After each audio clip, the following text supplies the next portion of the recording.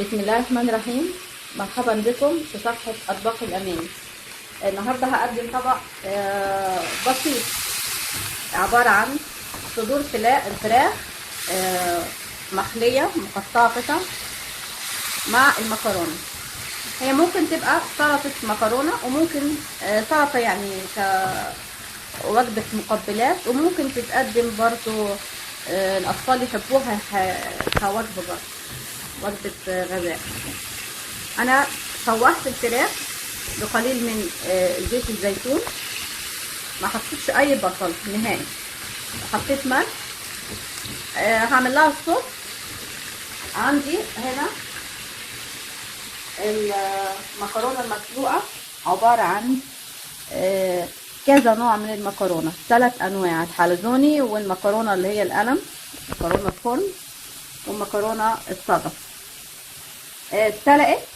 حطيت طبعا اكيد بتعرفوا تسلقوا المكرونه، يعني قليل من الزيت وقليل من الملح في الماء، وشلتها طبعا من ماء السلق. ولما اسلق المكرونه لازم الميه تكون بتغلي، واسقط المكرونه. ما ينفعش الواحد يسقط المكرونه على الميه دافيه، هتعجن.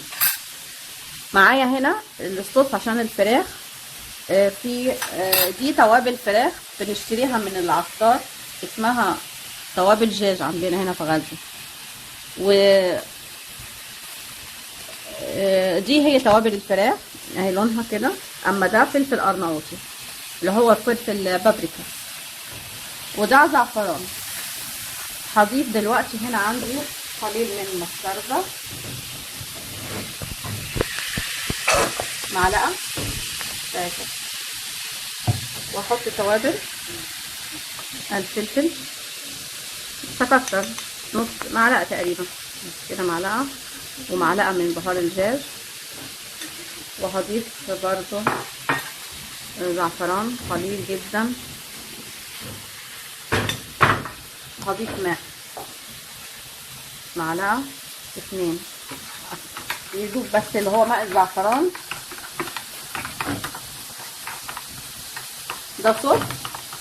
انا يعني لما احب اشتغل او اعمل اي صوص ما بحبش انقل من اي كتاب او تلفزيون، بحب ان انا ابتكر. ده كده الصوص هنزله على الفراخ. ريحته على فكره، هي ريحه المستردة بتبقى مع اللحوم بتبقى طعمها جميل، لحوم او طيور.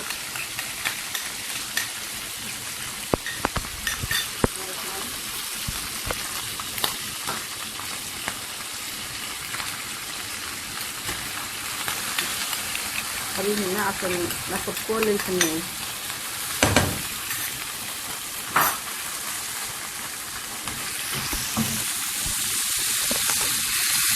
هقلب فيها. ما حطيتش صلصة طماطم. اللون ده الاحمر من الفلفل الارناؤوطي والزعفران، وممكن الاستغناء عن الزعفران. هضيف بقى قرفة هتدي طعم حلو، وممكن اللي حابب ما يحطش قرفة ممكن يحط بدلها زعتر ناشف، او ممكن يحط سماق، وممكن يحط ريحان، بتبقى طعمها جميل جدا بالريحان الصوص. هنضيف عليها القرفة. هي كده خلاص.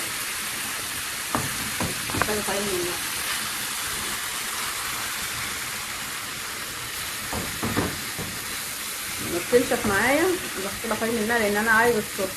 اوطي عليها علشان ما تتبخرش.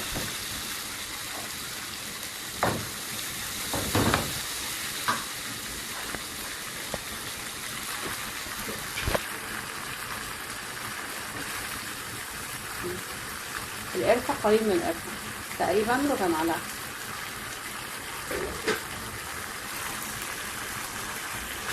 هنطفيها، يعني هي القرفه مش محتاجه، تاخد ريحه جميله.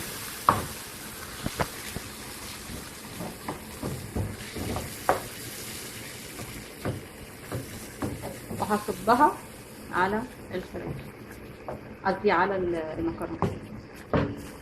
ادي منظر الفراخ بالصوص الفلفل فلفل ارناؤوطي والزعفران، مستردة،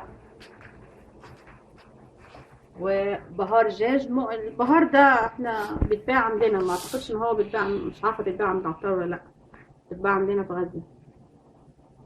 الطريقه دي بهارات منزله الفراخ.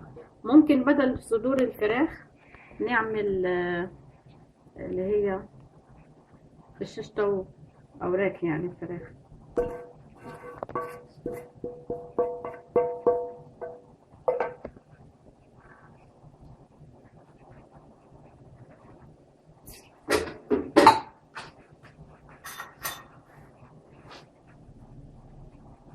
وجبة بسيطة تاكل دافية، ممكن تتاكل باردة مش مشكلة.